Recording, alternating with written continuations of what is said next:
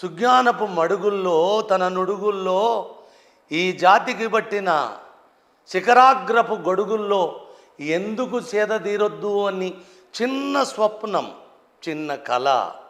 ఆ రీతిగా 600 సంవత్సరాల తరువాత వాగ్దేవిని చూపు వసుధనాపై నుండ కవితకేమి కొదువ కన్నతల్లి కావ్యమాలగ నీదు కంటాన తరించ కవిత ఉప్పొంగదా కల్పవల్లి సంగీత సాహిత్య సౌరభాలను చాట పరుగెత్తు నా పాట ప్రజల నోట సహజంగా వరిసించు సలలితమ్ముగనాలు సాహితీ విలువల సాక్షిగాను కవిత నేరాయ చేచాచి కాసులడుగా సిరులకెప్పుడు నిన్నమ్మ సిగ్గుమాలి మట్టి మోసైన బ్రతుకిలా నెట్టుకొందు వసుధ వినిపించు నీయాన వాక్కులమ్మ వసుధ వినిపించు నీయాన వాక్కులమ్మ. పోతనామాత్యుడు ఈ దేశపు కవే కాదు, నా దేశానికి నా దేహానికి తండ్రి కదా. అంతే.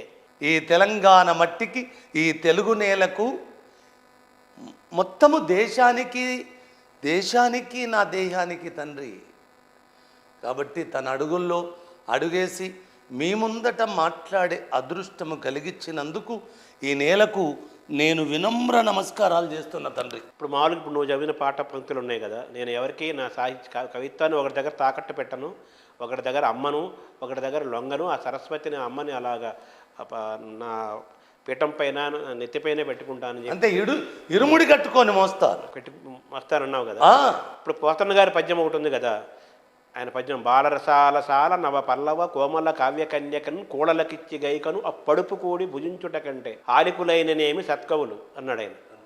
నేను పొలం దున్నైనా బతుకుతాను కానీ నా కవిత్వాన్ని బ్రతుకిలా నెట్టుకొందు. నీ పాట పైన ఆ పద్యం నువ్వు చదివేవా లేదో గతంలో తెలియదు కానీ నీ పాట పైన పోతన్న పద్యం ప్రభావం కానీ పోలిక కానీ కనిపిస్తోంది కదా.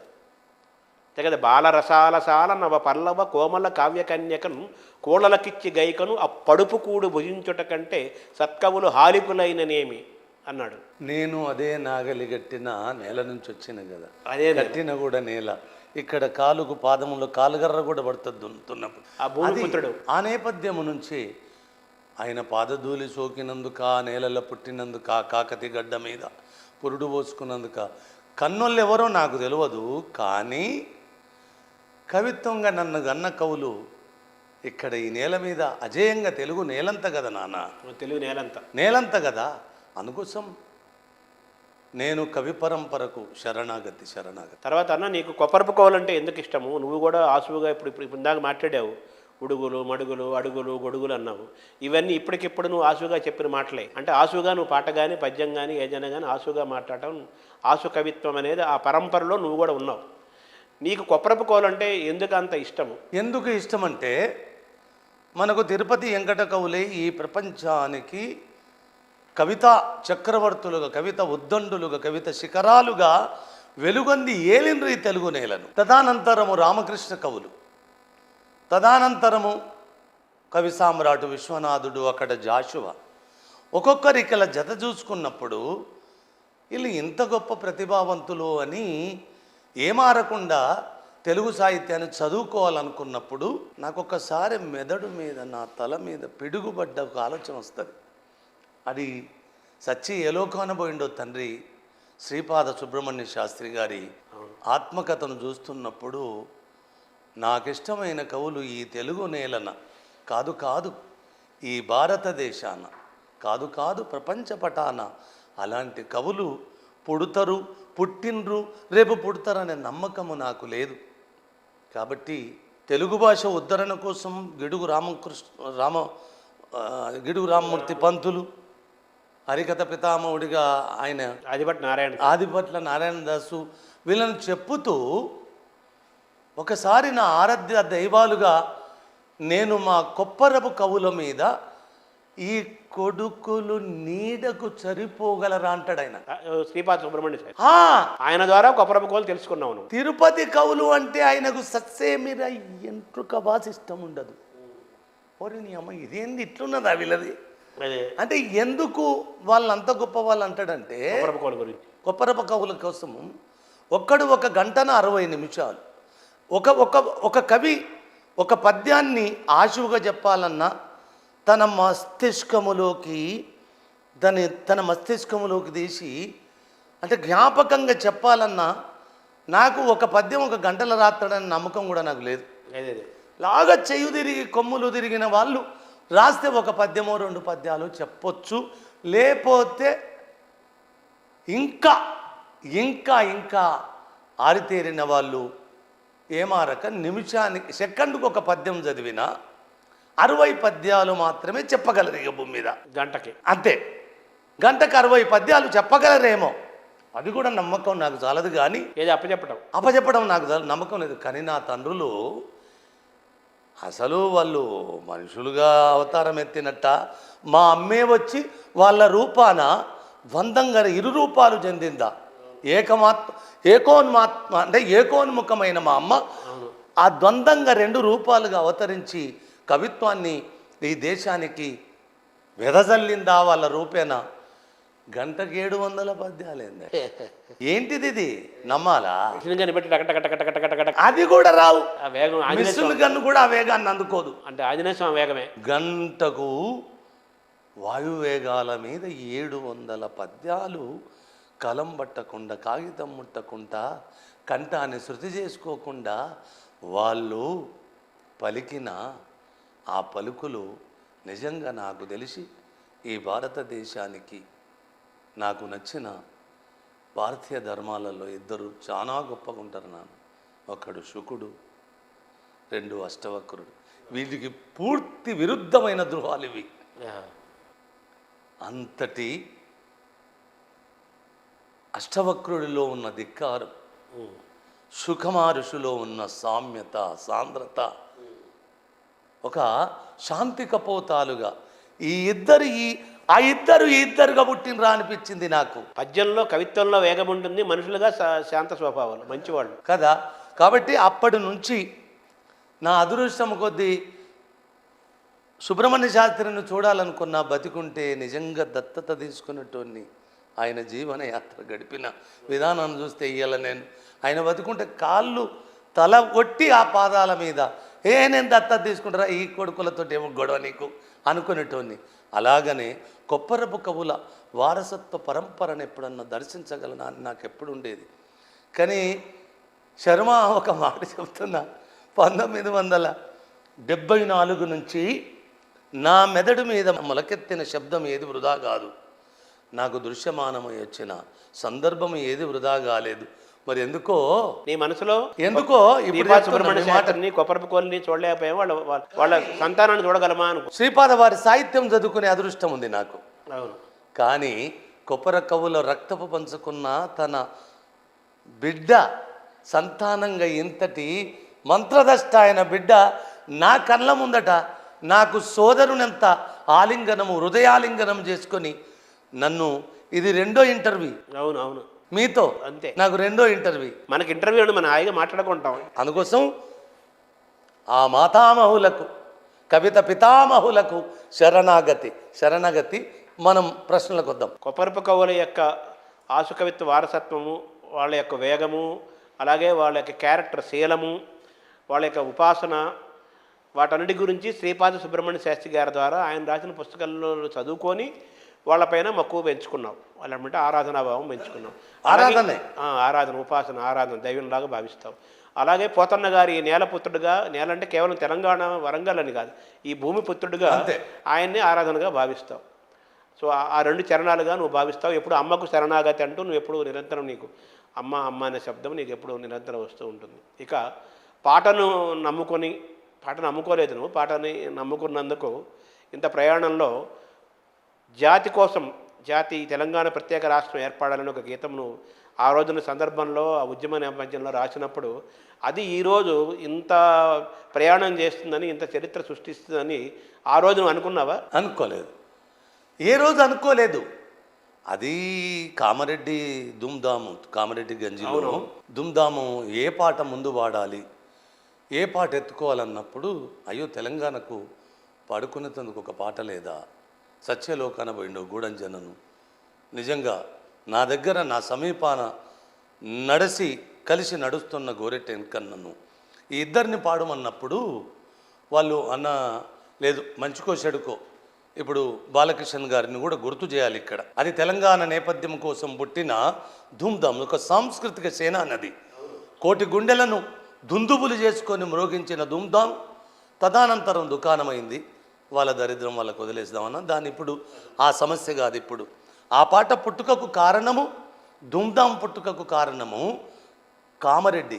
ఎందుకంటే నేను ఓరుగల్లు ఒక జీతగాడిగా ఓరుగల్లు నేలగన్నది కానీ అందశ్రీ పురుడు పోసుకున్న నేల మాత్రము అందశ్రీని కవిగా గన్న నేల ఇందూరే. నేను బతుకు తెరువు కోసం ఉపర పని టాపి పని నేర్చుకోవడానికి పోయినప్పుడు శంకర్ మహారాజని శృంగేరి సాధు పొంగవుడి ఆశీస్సులు, అజేయమైన ఉపనయన ధర్మాలు, ఆయననే నాకు మండల దీక్షనిచ్చి, అరే ఎంగిలి పాటలు పాడకురా, ఈ ఎంగిలి కవిత్వాలు పద్యాలు వద్దురా, నీలో అమ్మ కొలువై ఉన్నది దాన్ని అడుగురా అని అన్న మాట నా జీవితకాలం కాదు, ఎన్ని జన్మలకైనా అందుకోసము ఆ మహనీయుల మాట మంత్రమై నిజంగా ఒక అనాథను, ఒక అనామకుని మీ దగ్గర ఒక మహాపండితుల వారసత్వంగా కూర్చున్న నీ ముందట 4 మాటలు మాట్లాడుకునే అదృష్టం వచ్చినప్పుడు ఈ నేలకు నన్ను గన్న అన్ని తానై నన్ను నడుపుతున్న ఈ వాక్కు తెలుగు శబ్దం కదా, తెలుగు నుడిగారం కదా, తెలుగు పదబంధం కదా. ఇటు తెలంగాణ పలుకుబడి కాదనను, అయినా భాష భాష తెలుగే కదా, ఆ తెలుగు వెలుగే కదా మన జీవనం. ఇప్పుడు రహదారులు అలా పుట్టింది ఆ పాట ఉద్యమ నేపథ్యంలో. ఆ ఉద్యమ నేపథ్యంలో ఆ పాట పుట్టినప్పుడు ఇంత చరిత్ర ఇలా అవుతుందని ఊహించలేదు. ఏది కాదు నాన్న, కలనైన ఊహించని కంకణం అది, అదే కలనైన ఊహించని కార్యోను ముఖం అది, కలనైన ఊహించని తెలంగాణ ప్రభాత గీతం అది, కలనైన ఊహించని ప్రజల నా తెలంగాణ 4.5 కోట్ల గుండె సప్పుడు శరణాగతి తెలంగాణకు. అన్న, ఈ పాటను నువ్వు జాతికి అంకితం చేస్తూ ఈ జాతి కోసం ఆ గీతాన్ని ఎన్నో ఏళ్ల క్రితం రాశావు. ఎన్నో ఏళ్ల నుంచి ఆ గీతం అన్ని రకాల పండితులు, పామరులు, అన్ని ప్రాంతాల వారికి కూడా ఆ గీతం మారుమోగింది. చాలామందికి నాలుగుపై ఆ నాట్యం చేస్తూ ఉంటుంది, ఉద్యమాన్ని ఊపింది. ఉద్యమం తర్వాత కూడా, తెలంగాణ వచ్చిన తర్వాత కూడా ఆ పాట చాలామందికి ఇష్టమైన పాట, చాలామందికి ఆ పాట వచ్చు. అయితే ఇటీవలే కొత్తగా ప్రభుత్వంలోకి వచ్చిన, తెలంగాణ ప్రభుత్వంలోకి వచ్చిన ముఖ్యమంత్రి రేవంత్ రెడ్డి, ఆయన నీ పాట పట్ల నువ్వండే ఒక ఇష్టము, ఆ పాట మీద అభిమానము, గౌరవంతో దాన్ని ప్రభుత్వానికి, తెలంగాణ ప్రభుత్వానికి ఒక అధికార గీతంగా దాన్ని ప్రకటించి గొప్ప ఉత్సవం చేసి నిన్ను సత్కరించి ఇవన్నీ చేశారు. ఆ సందర్భంలో నువ్వు ఆ పాట అక్కడ వాళ్ళు పాడుతూ ఉంటే నువ్వు ఆ భావోద్వేగానికి గురై ఆనంద బాష్పాలు ఆలుస్తూ ఒక ఇదిలోకి వెళ్ళావు కదా, ఆ మానసిక స్థితి ఒకసారి చెప్పాను. శర్మ ఒక్క మాట చెప్పాలి ఇప్పుడు. అది చాలామంది అనుకున్నది ఏంటి అంటే ఆనంద బాష్పాలు, కానీ అది వాస్తవానికి ఆనంద బాష్పాలు కావు. కట్టలు తెంచుకొని తన్నుకొచ్చిన దుఃఖం మాత్రమే అది. ఎందుకంటున్నానంటే పాట పుట్టుకకు కారణం ఎందూరైనప్పుడు, పాటకు పుట్టుక పురుడైన తెలంగాణ అయినందుకు ఈ పాటను ప్రజలలోకి విస్తారంగా పంపించినవాడు, ఆ పాట పరివ్యాప్తికి చేదోడు వాదోడు అయినోళ్ళదల్లా కేసీఆర్ పాత్ర అమోఘమైంది. అందులో నాకు ఎలాంటి పేచి లేదు. ఈ పాట పుట్టుకకు జన జాగరణ సేన అని ఉమాపతియా ఉమాకాంత్ అనేది మాత్రం నాకు ఇక్కడ ఉమాకాంతు అని నేను అనుకుంటున్నా, ఉమాపతి కాదు. లేదు, ఈ రెండుట్ల పేరు ఉమ మాత్రం, అమ్మాయిద మాత్రం ఉన్నదా ఉమ దే ఉన్నది. ఆయన జాగరణ సేన అని తెలంగాణ ఒక రక్షణ వలయంగా 1,00,000 మంది యువకులతోటి అది ప్రవేశపెట్టినప్పుడు ఆ జనజాగరణ సేనలో ఇది తెలంగాణ ప్రార్థన గీతంగా ప్రకటించారు మొట్టమొదటిగా. అది అలా ప్రకటించినప్పుడు కేసీఆర్ గారు, ఉమాపతి ఇంజనీర్ గారు వీళ్ళందరూ లేచి 1,00,000 మంది లేచి ఆ పాటను తలకెత్తుకున్న వాళ్ళు. ఇది ఎక్కడ నాకు ఎలాంటి సమస్య, ఎలాంటి సందిగ్ధత లేదు. సగర్వంగా గుండె విప్పి వాళ్లకు నేను కృతజ్ఞత చెప్తున్నా. వాస్తవంగా సత్యం. దాన్ని పరివ్యాప్తి చేసింది 2 వేదికలు నాన్న. మొట్టమొదటి పాదములో కేసీఆర్ గారు, ఉమాపతి గారు, ఇంజనీర్ గారు, ఆయన ఏలే నరేంద్ర గారి శిష్యుడు ఆయన. ఈ ఇద్దరి దాని పాదు అయి దాన్ని మొలకెత్తి పందిరేసిన వాళ్ళు వీళ్ళే. కానీ దీన్ని పరివ్యాప్తి చేసింది తెలంగాణ రచయితల వేదిక, సాహిత్యపరంగా ఆ వేదిక, పాటపరంగా ధూమ్ధాం. ఎక్కడ కానీ ఈ పాట లేకుండా, కానీ ఇది మొత్తము రెక్కలు విప్పి గగనాంతర సీమను ఆవహించి దశదిక్కులకు పరిగెత్తిన స్థానం మాత్రము మా అమ్మ ఒడి ఆదిలాబాద్. బాసరమ్మ ఒడి ఆదిలాబాద్ కదా. ఆదిలాబాదు రచయితల సభ జరుగుతున్నప్పుడు అక్కడ జెండా గీతం సిద్ధారెడ్డి సారు గీతమే పాడేవాళ్ళు. నాగేటి సాలల్లో నా తెలంగాణ నా తెలంగాణ, నవ్వేటి బ్రతుకుల్లో నా తెలంగాణని సిద్ధారెడ్డి సారు పాట పాడుదురు. అది మన దేశపతి పాడేది. ఆ రోజు ఎందుకో ఈ పాటకు మరి ఇలా జరిగేది ఉన్నదా కాలము, మనకు దేశపతి కద్దుల ఆల్చం కొత్తాడు. అప్పటికే ఆల్చమైంది, జెండా వందనం చెయ్యాలి అన్నప్పుడు సిద్దిపేటలో దీన్ని ఒకసారి పాడతాను, ఒక పల్లవి 2 చరణాలుగా సిద్దిపేట వేదిక మీద పాడతాను నేను దీన్ని. అది కూడా రచయితల వేదిక మీదనే పాడతాను. ఇది పుట్టుకకు కారణం ధూమ్ధామైన, అది పురుడు పోసుకున్నది తెలంగాణ రచయితల వేదిక మీదనే. దానికి పేరు పెట్టి దానికి పేరు పెట్టి దాన్ని పెద్దగా చేసి ఊరేగించింది కూడా ధూమ్ధాము. ఎంత గొప్ప పాత్రను రచయితల ఈ 2 వేదికలకు నేను వినమ్ర, ఈ 2 వేదికల మీద నా జర్నీ ఉంటుంది నాన్న. నాకు పాటల వేదిక కాదు, సాహిత్య వేదిక గీద. నాకు 2 రెక్కలుగా ఈ 2 సంస్థలు నన్ను అవిమోచినయా, వాటిని నేను మోసినా పక్కన పెడదాం. ఆ రీతిగా దుఃఖానికి ఆనంద బాష్పాల ఆ ఆనంద బాష్పాలకు అక్కడ కేసీఆర్ గారు 10 ఏళ్ల పాటను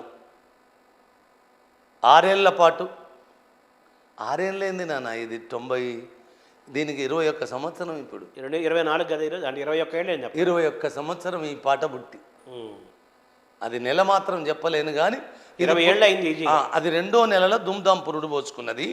3వ నెలల 2002, 3వ నెలలో ఈ పాట మొలకెత్తడం. ఆ రీతిగా 21 సంవత్సరం ఈ రచనకు. అట్లా ఆ వేదిక మీద పాటకు పట్టము. ఒకడు పాటతోటి రాష్ట్రానికి వచ్చాడు. అదే పాటను ప్రజలనే పందులు చేసి పరివ్యాప్తి చేసినోడు. మరి ఏ రోగమో ఏ దరిద్రమో నాకు తెలియదు, కానీ వాళ్ళ సంస్కారానికి వదిలిద్దాం నన్ను. అదే పాటను తన గుప్పిట బట్టి, నేను లేనిది తెలంగాణ లేదు, నేను మాట్లాడంది ఏ తెలంగాణ కాలు గదుపదు తల ఊపదు అన్నంత నేపథ్యానికి సారుపోయి ఆ పాటను అనచడానికి, ఆ పాటను ఏ పాటతోటి రాష్ట్రం వచ్చిందో, ఏ పాటలతోటి మీరు పట్టాభిషేకాలు చేసుకున్నారో ఆ పాటను, పాట అంటే నా ఏకవచనం కాదు నాన్న, బహువచనమే. పాటలు అనేక మంది ఉన్నాయి కదా. మీరు పాటలను ప్రతిదానికి కోట్ల రూపాయలు ఖర్చు పెట్టిన మీరు పాటతో రాష్ట్రం వస్తే 10 పాటల పుస్తకం వదిలే ఏం దరిద్రమో మీ సంస్కారానికి వదిలేస్తా.